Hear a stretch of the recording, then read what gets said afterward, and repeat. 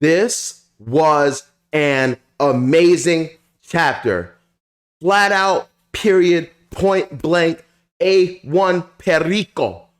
Oh my God, I cannot wait to get into this review. I cannot wait to talk about this review. There was so much in this chapter. I don't even know where to start. I don't know where to end. I took so many notes. I don't even think I have nearly enough to cover everything, but I'm excited to get into it. So without much further ado, let's get into chapter 1024 of One Piece. Now, if this is your first time being here, checking me out, or you've been here before but haven't done so already, I would really appreciate it if you would like, subscribe, bang that bell. Would help me so much as an up-and-coming YouTuber. I'm really trying to do this damn thing. So anyway, welcome to Otaku Talk. It's me, your boy, your host, OD, and without much further ado, let's get into the review.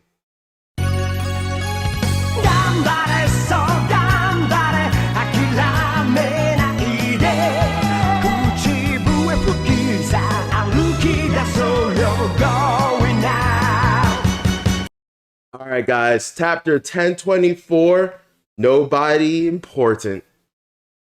Sure.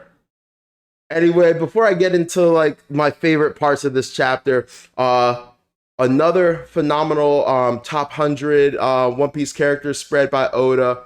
Really love that. Really clean. I'll post it up here so you guys can see. It was really dope. We had a pretty decent cover art. Pretty cool, but like I just really want to get into this chapter review.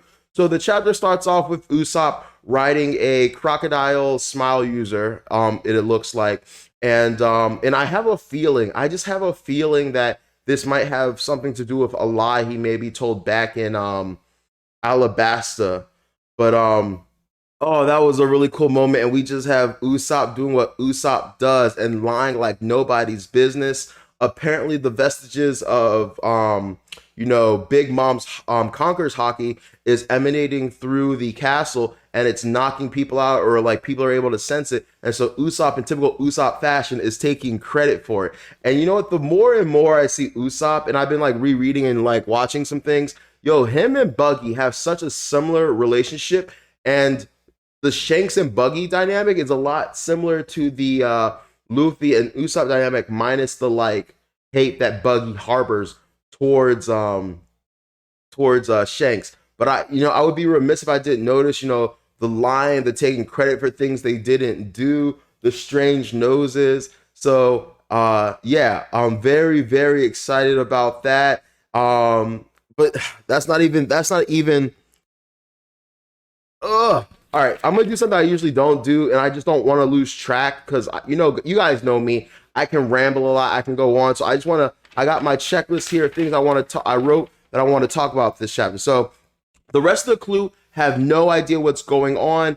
Nami is trying to communicate with Frankie. Frankie has no idea what's going on. He basically says, hey, no news is good news, but that's a terrible philosophy to go by. My theory as to like how they're going to figure out exactly what's going on is they're going to commandeer the Marys. So I forget the name of the head Mary, but we knocked her out previously. I wonder where she currently is, and she is a smile fruit user, so I think it would be Bao Huang. Bao Huang is her name. I think it would be really easy for Otama to give her a dango and then get her to relay all the information about what's happening at various locations throughout the castle to the Straw Hat. So in before that, we see Beppo, Penguin, and Sachi of the Heart Pirates. Frankie's telling them to hold the line for Sanji and Zoro. They do not take too kindly to being told what to do by someone who is not their captain, reminding Frankie that, hey, we're in an equal alliance. But like, that's kind of stupid to argue because like, he's not really trying to tell them what to do. Like, he's like, come on, this needs to be done. But I do get the whole like pirates only listen to their captain thing. So I do understand that there is some pushback there. We see another panel. We see the Kid Pirates. I can only recognize, I believe, heat, and he's breathing fire. And so that's all going on. And I just love that meanwhile all this is happening, the Kaido's castle is completely bathed in flames. And I love that because one, it's raising the stakes of everyone in there. some a common theme in One Piece is that, but when Luffy comes in and saves a town, a village, an island, there's a complete dismantlement and destruction of the previous order and structure, both figuratively and literally. And so we're seeing that here. Also, something else that I like is the idea that along with the lanterns for the fire festival, also, yeah, there's a fire festival going on. But this fire will be that I like the idea that this fire will be seen by the ancestors of Wano who had to watch the Odin castle burn and stuff like that. Now they're getting to watch the Kaido castle burn. And it also kind of acts as a beacon for any outside reinforcements or participants who might come, right? So like there's a strong chance that many other parties may arrive or get involved, ranging from the Marines, other Whitebeard pirates, because they left Ace before, and a lot of them regret not helping Ace on Wano, and a lot of them might see this as a way to pay him back for his death during Marineford. So they could come. We have the Blackbeard pirates, if you still believe in that theory that he needs the strongest Logia of each type, and so he already has the strongest Paramecia, he already has the strongest Logia. So now he might be going for the strongest Zoan, and that could be Kaido's if that's your rationale. Or not even just the double fruit, but Kaido does have one of the road poneglyphs. So this is an important destination for Blackbeard to come to. And then, we can have the Revolutionary Army coming here. Because once again, liquor, iron ore, liquor, iron ore, liquor, iron ore. I know. I hope that becomes my thing if I get more popular. Anyway, once again, we are shown the skull and the giant katana that I really hope has relevance to the plot at some point.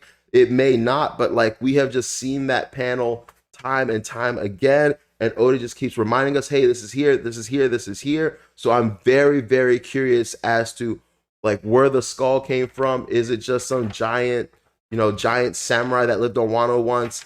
Is there some kind of resurrection that's going to take place? I'm very curious.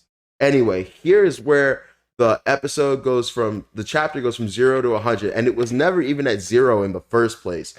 So Yamato is struggling on the rooftop fighting Kaido. We see a panel of a spurt of blood dropping. Clearly it's Yamato's, and then in the next panel we just see her huffing and puffing, right? She is clearly worn. She is clearly on her last leg. She is clearly struggling, right? And Oda clarifies something that we have been wondering for a while, because I think even in one of my reviews I've been saying, obviously Kaido isn't going to try to kill her, obviously this is his daughter, he's not going all out. That was a straight up lie. He is trying to murk her. She uses a ringing bagua, and then he uses a thunderous not a ringing bagua, a ringing arrow, and he uses a thunderous arrow right back at her with way more devastating force than what she sent at him. Also, I read in the translator notes that that the naming is intentionally done because thunder is way more loud than a ringing. Like a ringing is kind of like an irritating noise, but it's not like that pervasive. But thunder is bow. So that just gives you an idea of how much more powerful his attack is. And she clearly says, yo, you are trying to kill me. And he's like, well, duh. You're ruining my entire plans. Everything I'm trying to set up and do, and you're carrying the name of Odin, my biggest sworn and one of my biggest enemies that I went out of my way to kill. So yeah, I do not see you as my daughter. You are carrying his will, not mine. So yeah, at this point this goes deeper than family, and I have to respect that in a way. He's a fucked up individual, but I have to respect the consistency and the pervasiveness of the dream, because at the end of the day, it doesn't matter if it's your family. If they go against your dreams, your desires, and your wants, they're not people that you want in your life, whether that's positive or negative. In this case, negative, but it doesn't match up. So I thought that was phenomenal. Now, after that, we get an amazing flashback of Yamato, and it is confirmed she has Conqueror's Haki. I am so hyped for that. She is crying in some kind of dungeon, in some kind of cave, and we just see all these passed out figures around her. And I'm thinking, okay, she's a badass bitch. As a kid, she went out and knocked these guys out. But no, that's not what happened. She just emitted Conqueror's Haki, and they all passed out, according to her, of course, right? Now, this could be Oda trickery. Once again, he does like to mislead us from time to time, and it could simply just be a matter of, hey, maybe the samurai with her did it, but I really truly think that it's Yamato, and then we have kind of evidence of that with the clashes on the rooftop, even though you could say it's Ryu, but I truly think that she does have conquerors, but it makes us as the reader understand more so why Kaido was so adamant about locking her up, keeping her in prison, why it was either my way or the highway, because he cannot have someone with the king's conqueror haki who claims to be Odin, who also had conqueror's haki, just willy-nilly going out and going against them, because they would have the power to recruit others to one day show up and take over. So he was like, nah, I'm gonna dead this now. I'm gonna nip it in the bud before it becomes an even bigger threat. And from the mind state of like a villain, it made sense. Like Kaido made the right moves in that regard, but he does something stupid much later, but we'll get to that. Anyway, I was terrified. I was terrified of the choice slash ultimatum that Kaido gives Yamato. She basically says, I'm starving. And I think it had been days since she had been fed. And so he's like, all right, cool. And then gives a plate of food. He's like, here's the plate of food. But meanwhile, she's surrounded by other prisoners. And so he gives them a bunch of swords. Apparently they're master swordsmen of Wano. And he's like, hey, whoever wants food, y'all can fight for it. Last one standing gets the meal, and provides them all with weaponry. Yamato is immediately terrified, knows that, oh my God, I'm the daughter of Kaido. They're instantly going to go for me first. They're going to kill me first. This is over. And I'm thinking, oh man, this is some really hardcore shit. And I'm thinking that, along with like the metaphor of, fire throughout this whole series, she was forged by fire. Because I'm assuming, okay, she's alive, so she must have had to kill all these dudes. But no, Oda does it again and subverts our expectations. And the samurai willingly give her the meal. They don't fight over it, they just give it to her. And she's just surprised because, it's another pervasive theme throughout the series. She's the daughter of a monster, right? She's the daughter of Kaido, sins of the father.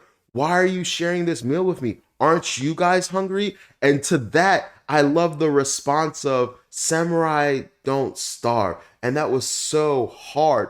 Just like with earlier in this with Otama, how she was being tough and saying like samurai or Konoichi don't starve. Same deal with them. And it was super, super beautiful. And I just love how, despite the fact that great evil, we've seen it, great evil exists in the world of One Piece, that doesn't mean the capacity of great good and kindness to exist doesn't exist as well. Also, you can and just the kindness and honor that they're showing is phenomenal. Also, this reminds me a lot of the first few chapters where we first meet Zoro, and he's hanging on essentially a cross because he protected this girl, and this girl comes to feed him, and he's willing to starve himself. They told him that if he could survive for 3 days, or was it 7 days? I forget, it was 3 or 7 days, that they would release him, right? And he says he's gonna be fine. Samurai don't starve, and he's willing to starve himself. And it kind of really, really reminds me of that. Also, please, please, please tell me I am not the only one who, the moment they mentioned samurai don't starve and stuff like that, I instantly thought of Green Bull, the new admiral for the Marines. So I was really, really curious about that as well. So I'm really, once again, thinking that Green Bull may be a samurai from Wano, who the reason he was able to not eat for 7 years, along with, maybe a double fruit ability or some other wild shit, may just be a samurai from Wano, right? And maybe because, Green Bull, green hair, maybe he has green hair, the theme of green.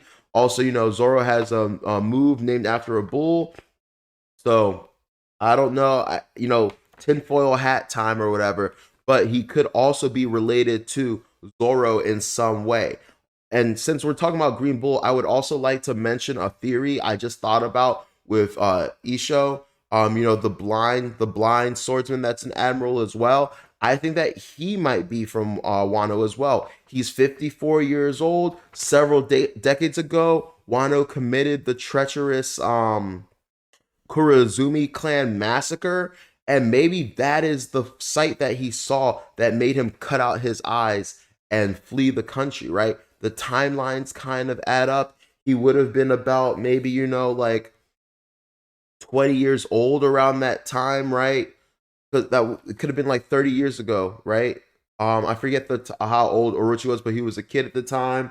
So I definitely think the timelines match up. Also, it's once again that's a subversion of itself because we think that the samurai are these terrible, treacherous people with what they did with. Oh man, there's a fly in my room. Anyway, they think they're a terrible, treacherous people with what they did to the Kurozumi massacre, but then what we see now is completely counter to what we saw. So, maybe there was a reason greater than we know for why that happened. Anyway, we have the I'm nobody important line, which is eerily similar to the nothing happened line from someone who looks eerily similar to Zoro. So honestly, I would have to be dumb to not just call it here. Oda is literally putting it in our face. Zoro is a descendant, direct descendant, probably the son. Yeah, we're gonna go with son. Probably the son of Shimazuki Ushimaru. Like he has to be. They look so similar. We're told they had similar sword styles, and speaking of similar sword styles, you have to remember in the very beginning of the series, Zoro used two-hand style.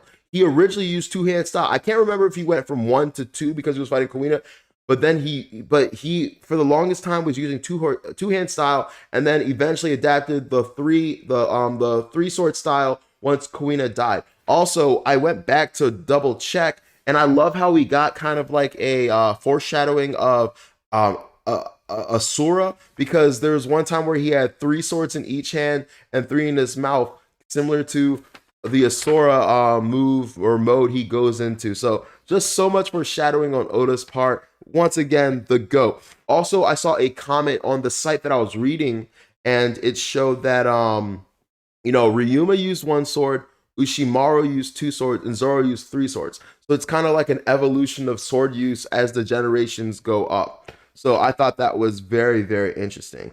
Also, another massive exposition drop. This is where we find out that Yamato was given Oden's logbook, and it makes sense if it was one of his daimyo. Ushimaru was one of the last daimyo of Wano. So and the direct, retain. Well, not the retainers were the scabbards, but like a retainer of Oden. So it makes sense that he would have it. My only question is, why did she lie to Momo about finding it near the river at the foot of Oden's castle? Or did the samurai tell her not to hide this information, not to tell Momo how he acquired it? Maybe they're still, I don't want to say they're still alive, but like, I'm very curious about the whereabouts of these samurai. Obviously, something happened because, they escaped, but, Yamato in this arc itself was still prisoner and had recently escaped. So very, very, very curious about that. But yeah, the masters of, like I said earlier, the master swordsmen of Wano used the swords that Kaido stupidly left them. A swordsman's greatest weapon. He just gave them to him, and they used them to escape. By the way, shout outs to the translator, because apparently Amano Iwato, the prison that they were in is based off Japanese lore. The sun goddess Amaterasu was tired of being like messed with or picked on by her brother Susanoo, and so she hid herself in a cave. And because of this, the world was cast in eternal darkness.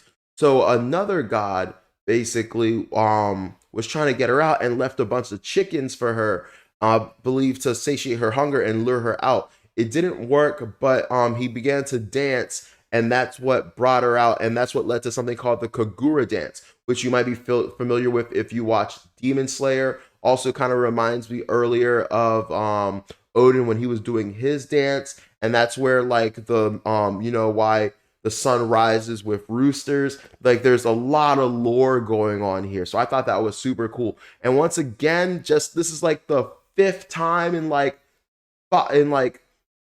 three chapters or three chapters where we're getting like allusions to a sun god and talking about the sun. And I kind of want to do a whole theory about like the relevance of the sun and how how the universe revolves, well, not the universe, but not our galaxy, our solar system, there we go, revolves around the sun and its gravitational pull, and how Luffy has this innate ability to pull people towards him and stuff like that. And then you have Blackbeard, who took the darkness fruit, and it has a gravitational pull in and of itself that forcibly pulls people in. So that's something that I might say for another video, but I just wanted to mention here real quick. To go on with this review, honestly, her backstory makes me super conflicted on if she will join the crew, because on paper she has all the qualifications. She wasn't accepted for who she was, and she was by these samurai despite being the daughter of a monster. Her freedom and that of those around her have been stolen from her, and now she's currently fighting for it with the aid of the Straw Hats, right? But at the same time, one of Oden's biggest mistakes was leaving Wano in the first place. And after all the times Kaido has mocked her for being Oden and saying being Oden is like not easy, maybe to truly be Oden and inherit his will, she'll understand that she has to stay. To be honest, I'm okay with either from a story perspective. I would understand if Oda went either way. Personally, I want her to join the crew. She's so powerful. She's so cool. It would be nice for the crew to have another female member, and it follows. There's I said this in another video, but there's been kind of a male female, male female. The third person to join in each sea or like section of One Piece is always a female, so it would align with that theme. Once again, it could be Carrot, but obviously she has not really had any kind of attention given to her at all this arc. So I'm just kind of not seeing that happen at this point. I don't understand the hate for Carrot. I think she's cool. For some reason, the community hates her. I don't understand it. But yeah, I'm just a fan of Yamato's personality and how she plays off of Luffy and their dynamic, and the fact that she met Ace, and she, since meeting Ace, has always wanted to meet Luffy. And I just really think she would be a good fit for the crew, but I can understand if she cannot leave because she has to save Wano.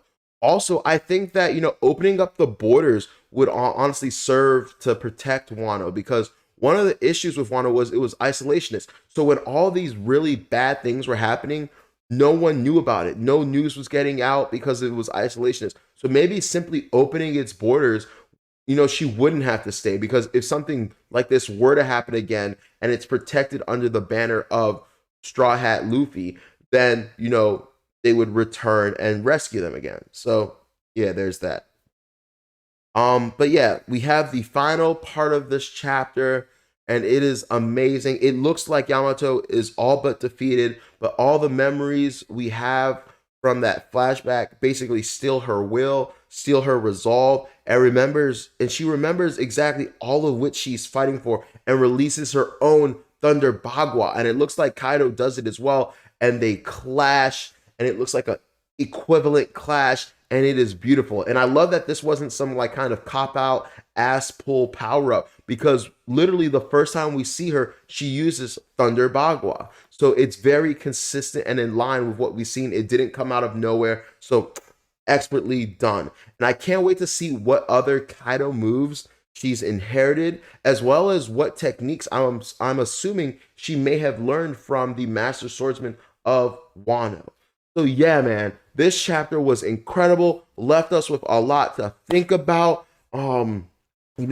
If Zoro is a Shimotsuki, he is related in some way to Kuina, and there's so much to break into. I might have to think about it over this weekend. I'm going camping, so I'm not gonna have my Dr. Stone review out in time. But I'm definitely going to be thinking about this a lot over the weekend. May release a follow-up video with various expounding on all the things I talked about from Isho and Green, basically Purple Tiger and Green Bull possibly being from Wano, and you know, Zoro definitely being a Shimotsuki, and the timelines of that, and Isho cutting out his eye. What I was talking about with Luffy and like his gravitational pull of those around him, and you know, just Yamato joining the crew and what it means to be Odin, and you know, we still have Momo coming up to the rooftop. So, whoo, awesome, awesome, awesome, phenomenal chapter. I'm gonna leave it here for now. Thank you for checking this out. This has been Otaku Talk with your boy OD. Like I said before, please like, share, and subscribe. It would mean the absolute world to me. Join my League of Otaku. Anyway, have a great day. Love this chapter.